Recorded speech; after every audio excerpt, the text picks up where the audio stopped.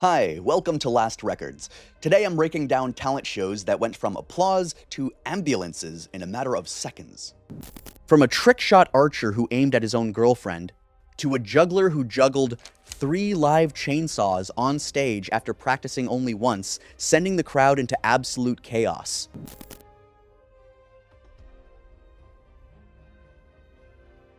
It was the 11th of March, 2017, and the late afternoon light slanted through the windows of a small community center auditorium about an hour outside Cleveland, Ohio, where roughly 140 people sat in folding chairs facing a raised wooden stage, and a hand-painted banner above the stage read "Spring Talent Showcase" in cursive letters.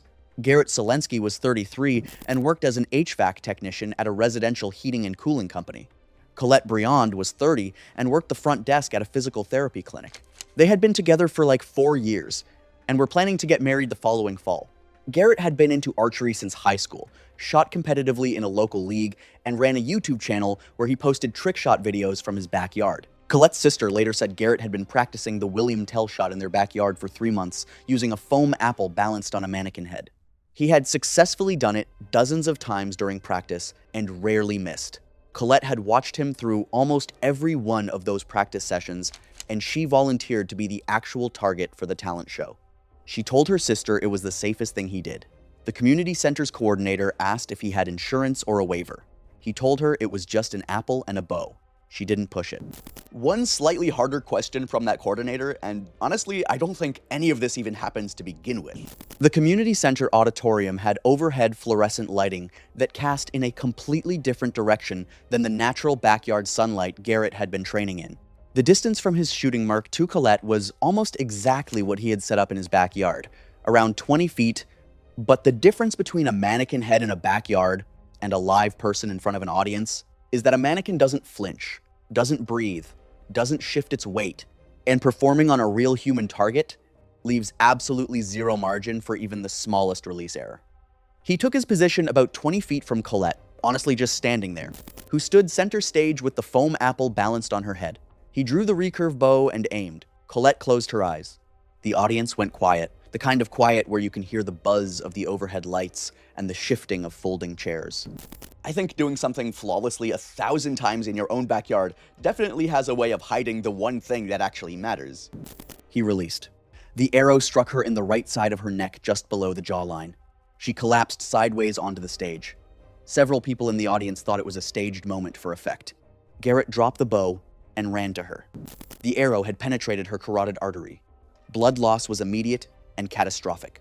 An audience member who worked as a paramedic ran to the stage and tried to control the bleeding, but with the arrow shaft still embedded in her neck, the wound couldn't be sealed or compressed in any meaningful way. Emergency services arrived 9 minutes later and continued resuscitation during transport. Colette was pronounced dead shortly after arrival at the hospital.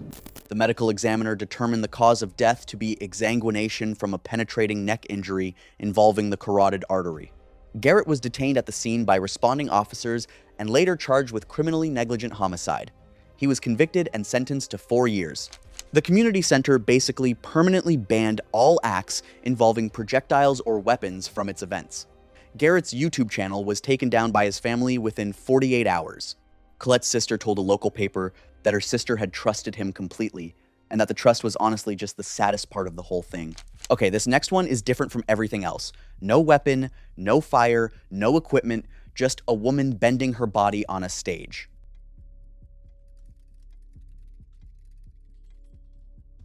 It was the 14th of October, 2017, and the fluorescent lights of a community center in a small town about 40 minutes south of Portland, Oregon hummed above a makeshift stage where roughly 100 people sat in rows of metal folding chairs for the center's monthly open talent night, and a woman in a black leotard stretched quietly behind a curtain while the MC introduced her as a local yoga instructor who was about to do something the audience had probably never seen in person before. Maren Caldwell was 24 and worked as a yoga instructor at a small studio near her apartment.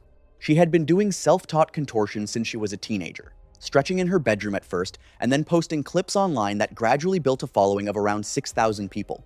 She performed at open mics and community events pretty regularly, and had gotten comfortable enough with the act that she barely warmed up beforehand anymore.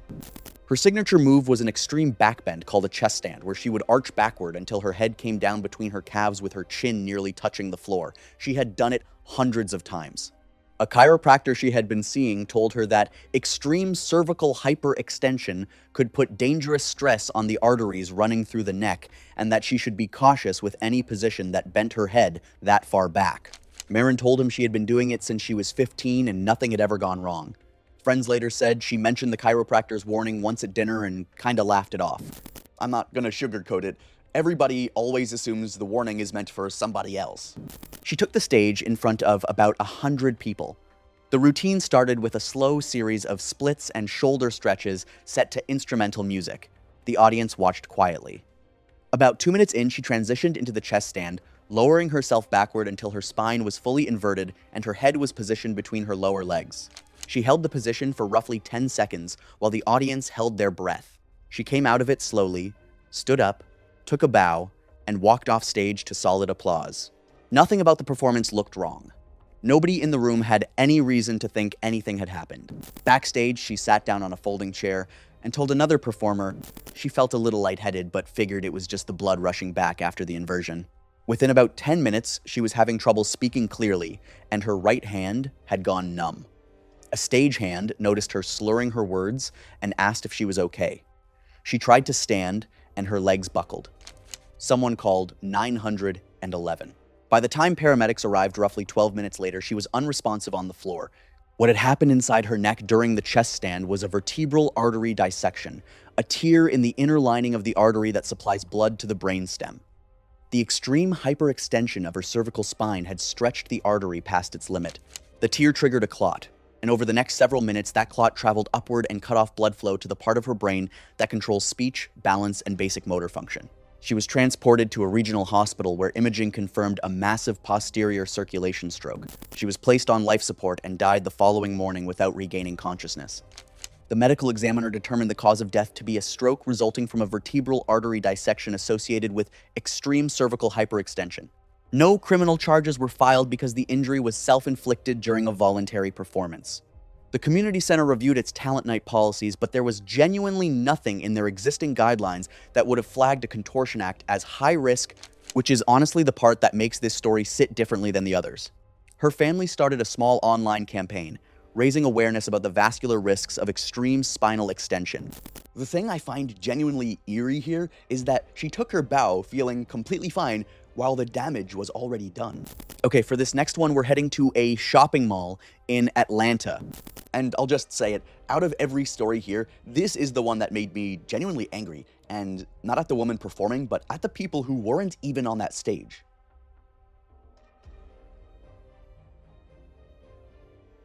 It was the 19th of August 2018, and the central atrium of a regional shopping mall outside Atlanta, Georgia, had been converted into a stage setup for a weekend talent showcase, where roughly 300 shoppers had gathered around a raised platform stage, assembled in the open court area beneath the upper floor balconies and skylights.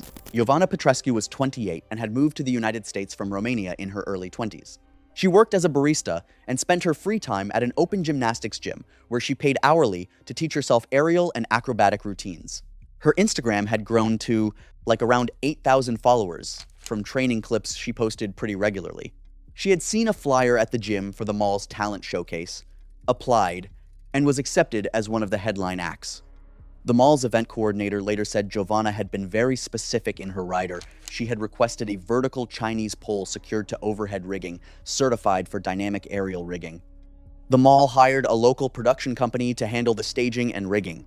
The production company had done corporate events and small concerts, but nobody on the team had ever rigged for aerial work.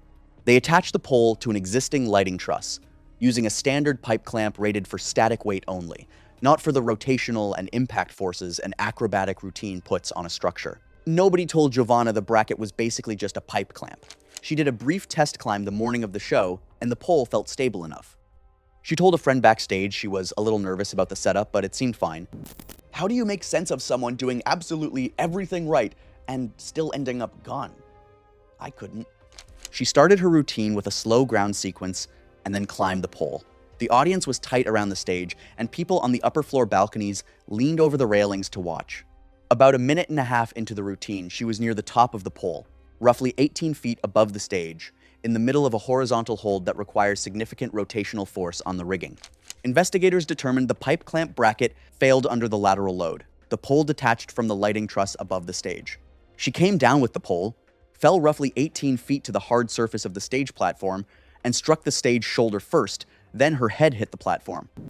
She literally told a friend the rig made her nervous, and then trusted the crew enough to climb it anyway, which to me says everything about who actually carries the risk.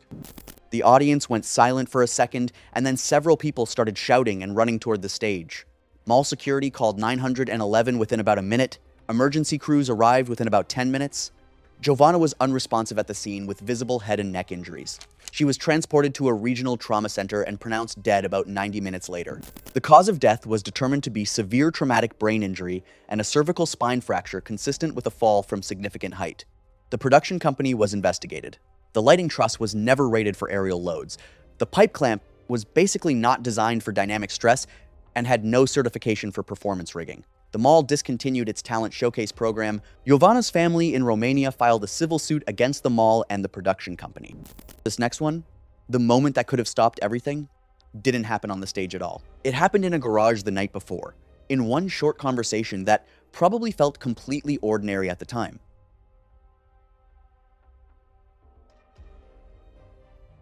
It was the 18th of June 2016, and the community center gymnasium in a small town in upstate New York had been transformed into a charity talent show benefiting a children's hospital where roughly 200 guests sat at round tables, and a small stage at the front of the room hosted a series of amateur acts. Donovan Haig was 41 and worked full-time as a UPS driver.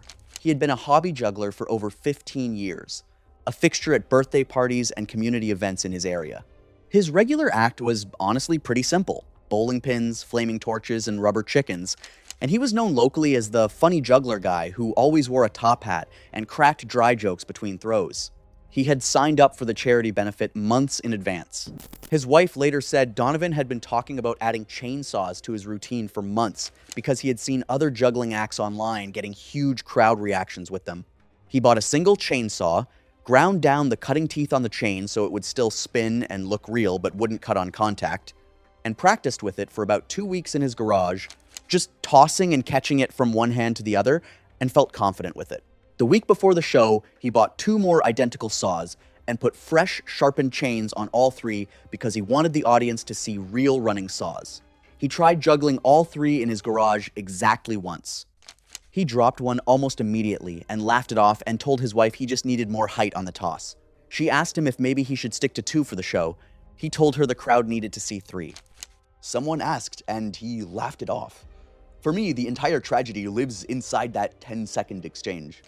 He took the stage at the benefit, wearing his usual top hat and the custom stage costume his wife had sewn for him to wear at dozens of birthday parties and small fairs over the previous decade. He opened with bowling pins to warm up the crowd, cracked a few jokes, and then announced the chainsaws. The audience leaned in. He started 2 of the saws running in a basic cascade pattern. The crowd went quiet. He added the 3rd. On the next pass, the 3rd saw came down at a slightly wrong angle, and he couldn't get his hand around the handle cleanly. The chainsaw glanced off the inside of his forearm, and the running chain made contact with the inside of his upper left thigh, cutting deep into his inner thigh and tearing into his femoral artery.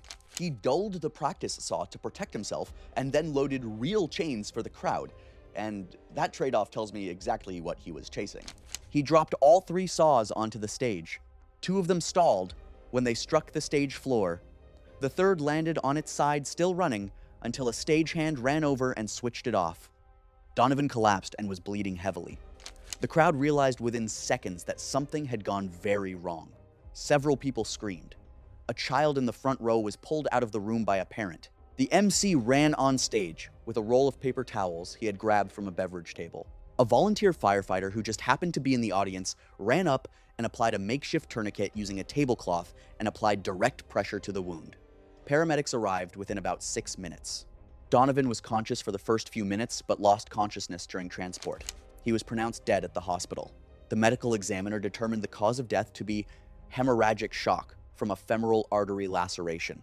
Donovan's wife later spoke at a local council meeting and honestly asked that municipalities require liability insurance for any amateur act involving dangerous equipment. Most of these stories involve underestimating the risk. The next guy knew exactly what was wrong with him and went anyway.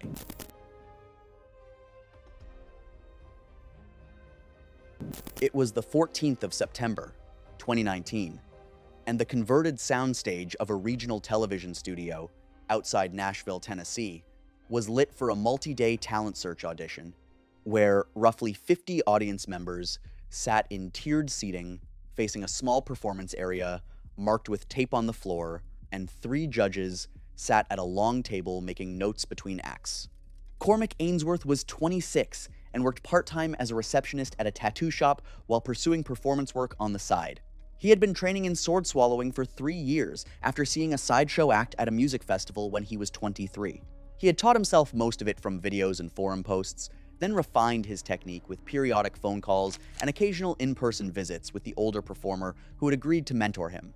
The audition was a one-shot opportunity that he had been waiting on for like 11 months after submitting his application. His mentor later said Cormac had called him 5 days before the audition and described symptoms consistent with a small esophageal perforation, pain when swallowing food, low-grade fever, tightness in his chest. The mentor told him to get to a hospital immediately, that perforations don't heal on their own, and performing again would make it catastrophically worse. Cormac said he had been waiting almost a year for this slot. He took over-the-counter painkillers and anti-inflammatories for 5 days leading up to the show. The mentor's last message to him the night before the audition was begging him to cancel. Cormac replied that he was fine. I don't think there was a single other thing that mentor could have done, and being that powerless while you watch it coming is its own kind of awful. He took the stage in front of the judges and the small studio audience. The producer asked before rolling if he had any medical concerns. Cormac said he was fine. The act used a 2.2-inch stainless steel blade and lasted like about a minute and a half. He performed it cleanly to the eye. Nothing about the act looked unusual to the audience or the judges. The applause was solid. He held the bow for a moment longer than usual. The autopsy later showed that the insertion had reopened the existing perforation and made it significantly worse. He removed the blade, bowed to the judges, walked off the small stage area, and made it back to the green room before he sat down on a couch and didn't get back up. A few of the other contestants noticed he looked tired but assumed it was nerves coming down after a performance. Nobody approached him for several minutes. A production assistant noticed within like 5 minutes that he was pale and sweaty and not responding clearly. She called for the on-site medic. By the time the medic reached him, he had lost consciousness. The eeriest thing to me is how normal he looks taking that bow and strolling off, like it really was just another performance. Emergency services were called from the studio. He was transported to a hospital where surgeons attempted an emergency operation to repair the tear and clear the contamination, but the damage was extensive and the infection had already spread through his chest. He died during the procedure. The medical examiner determined the cause of death to be acute complications of a major esophageal perforation with massive contamination of the mediastinum and chest cavity. The production company reviewed its medical screening protocols and quietly added a mandatory health attestation to the contestant agreement the following season. The footage of Cormac's performance was basically never aired. His mentor gave a statement describing their conversations and his attempts to talk Cormac out of going on stage.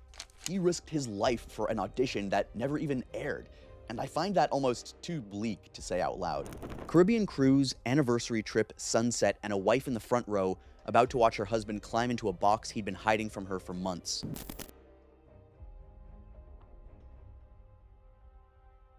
It was the 22nd of February 2014, and the pool deck of a mid-sized Caribbean cruise ship was set up for the second night's passenger talent show, where roughly 180 cruise guests sat in plastic chairs, arranged around the pool under string lights, while the cruise director introduced the next act, an amateur magic performance billed as a custom escape illusion.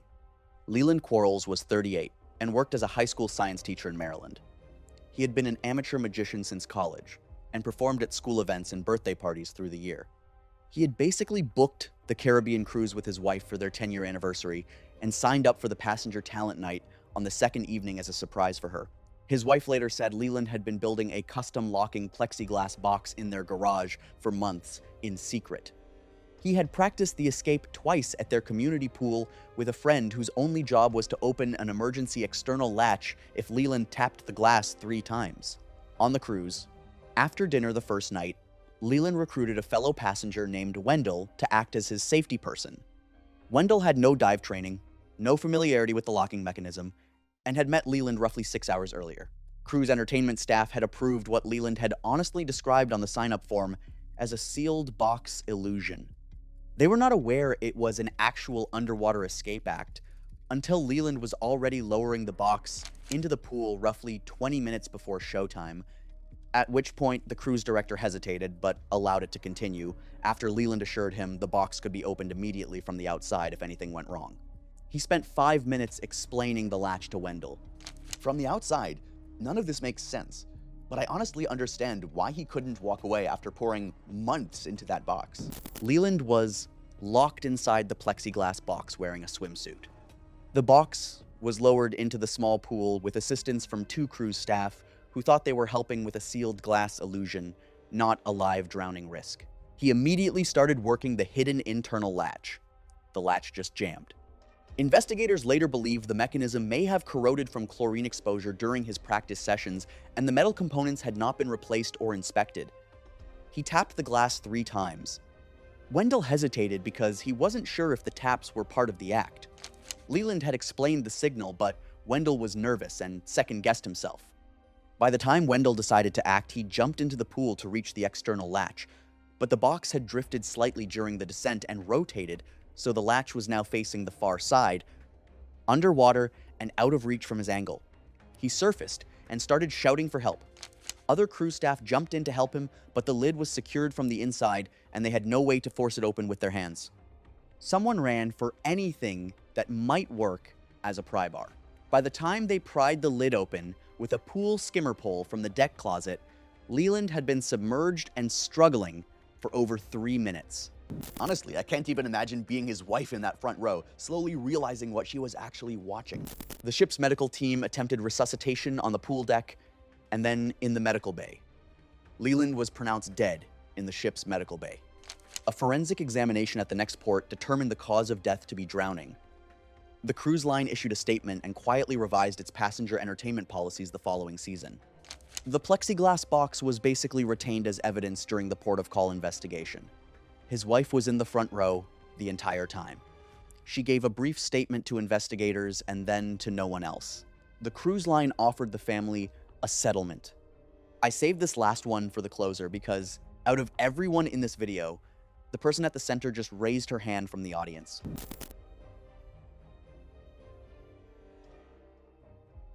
It was the 6th of April, 2013, and the small community theater of a rural town in central Wisconsin had been set up for the annual Spring Talent Contest, where about 90 locals sat in cushioned theater seats, facing a 4.5-foot raised wooden stage with no railing or barrier along the downstage edge, and a single spotlight tracked a middle-aged man in a sport coat as he gestured for the audience to participate. Merle Stanhope was 52. A retired insurance adjuster who had taken up stage hypnosis after a weekend seminar 2 years earlier. He had performed at roughly a dozen small events around the region and considered himself experienced at this point. Doreen Kasperzak was 61, a retired school secretary who was well known and genuinely well liked in the community. She had come to the talent contest with her husband. When Merle asked the audience for a volunteer, she raised her hand right away because that was the kind of person she was, always the first to help out at anything the community put together. The contest organizer later said Merle had listed his act as comedy hypnosis and described it as family-friendly. He never mentioned the act involved directing his subject to physically move while under suggestion. Merle had never asked his volunteers about medical conditions, balance issues, mobility, or medications.